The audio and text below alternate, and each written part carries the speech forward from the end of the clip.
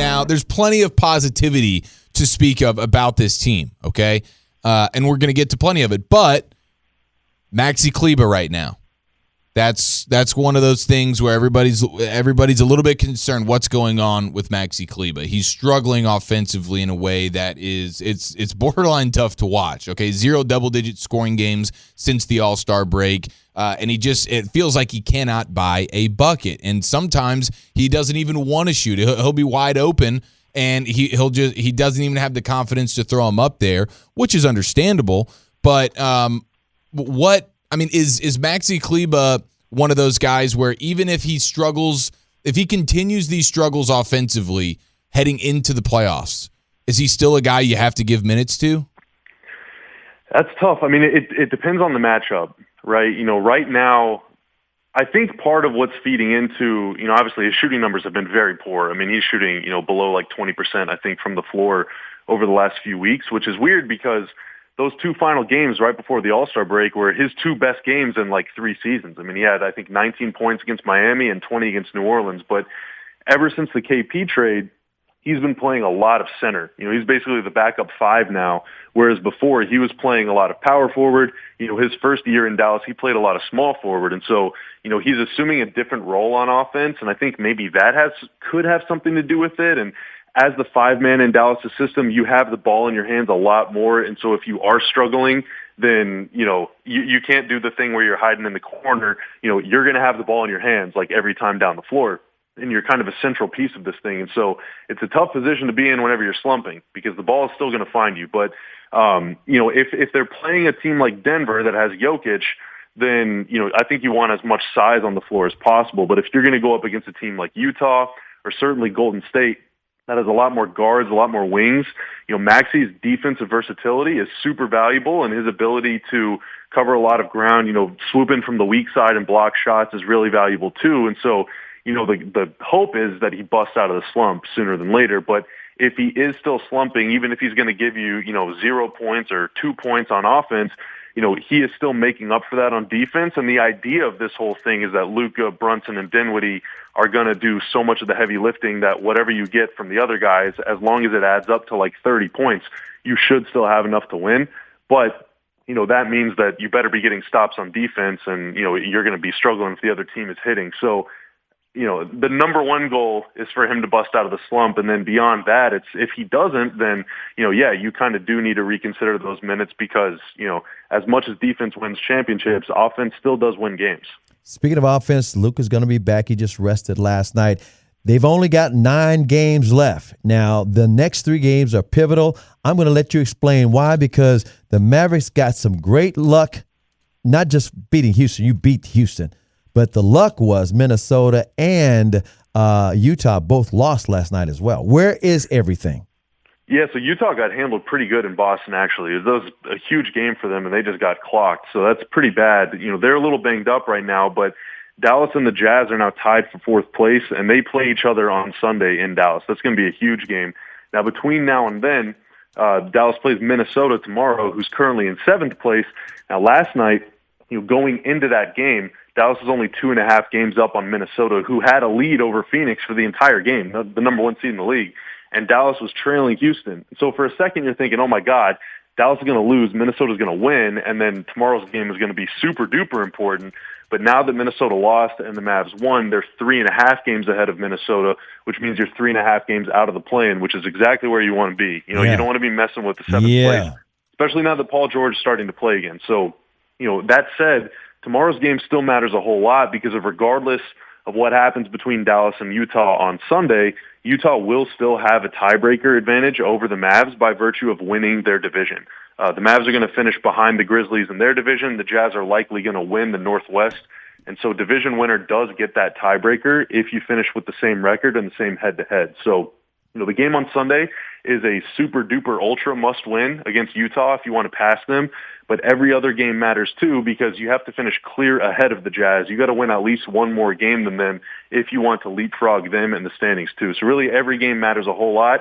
And that's why getting Luka that rest last night was so valuable because I don't think down the stretch until your seed is decided for sure, I don't think they can afford to rest him anymore because every game is a must-win from here on out. And that third game is the Lakers here at the American Airlines Center. Now, the Lakers may be washed. LeBron's not, but that's a dangerous team. And you can't get caught up and say, oh, we beat Utah and we're great.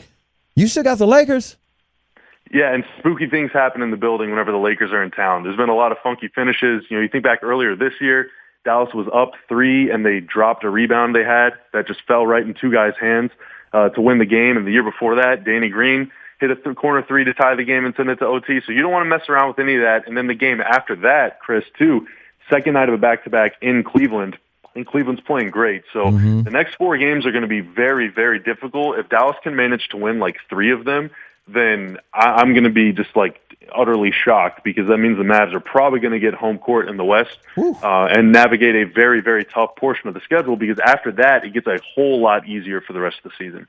Bobby Karalla with us here in the Nosebleed Seats. With 9 games to go, outside of winning, obviously, these games and getting the best possible scenario for the playoffs, what is the 1 or maybe 2 things you'd like to see them tighten up and really get to feeling good about over these 9 games entering the playoffs? Maybe it is Maxi Kleber and just his shot and his offense and his confidence, or maybe it's a team aspect. But what is the one thing you'd really like to see them improve on as we get into the playoffs here? I think Maxi's number 1 for sure, or number 2 in whatever order. I think the other thing is just defensive rebounding as a whole. Yeah. The Mavs have still been giving up a lot of second chances since the All-Star break. I think they're dead last in the league in defensive rebound percentage. And so, they're playing a lot smaller now. And granted, Luke has missed some games. Finney Smith has missed some games. Those are some of their better rebounders. But, if you're going to be playing small, you're already at a size disadvantage. You cannot, especially in a playoff game when possessions are limited, you cannot cough up second chance opportunities to your opponent, because they're going to make you pay. Oftentimes those turn into an open dunk or an open 3. You have to limit your opponent to 1 shot. And their defensive rebounding struggles, in my opinion, are a huge reason why their defensive rating has kind of fallen off the last couple weeks. They were a top 10 team all year long rebounding the ball. And then after the trade, they go small. Now they're dead last, and all of a sudden teams are getting a lot of extra shots against them. So I think those are the 2 biggest things, just, hopefully getting Maxi back on track, and then also, shoring up the defensive end, stop committing turnovers on offense that gives easy buckets, but also most importantly, you have to control the glass. You have to get those second chances or limit second chances for your opponent. Otherwise, it's going to be tough to keep holding teams below 100 like they have been for so long now.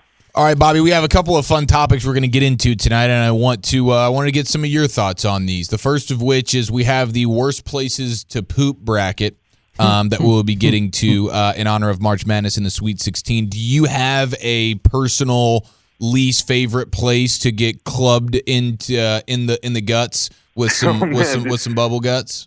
For me, anywhere that isn't home is going to be tough. Okay. Me. Anywhere that's not home. I cannot do it. Literally anywhere that is not within the friendly confines of my home arena, I'm going to have a hard time. Oh man, yeah, no, I get it. I mean, Walchuk, who's not with us tonight, he's the same way. Like I've watched him like really fight through some moments just to make sure that he was going to get home. He he was, come hell or high water. On the verge of tears at the red light, just please God, Yeah, I've watched the chill bumps get into his forearms and him still like, no, I'm not using this public bathroom.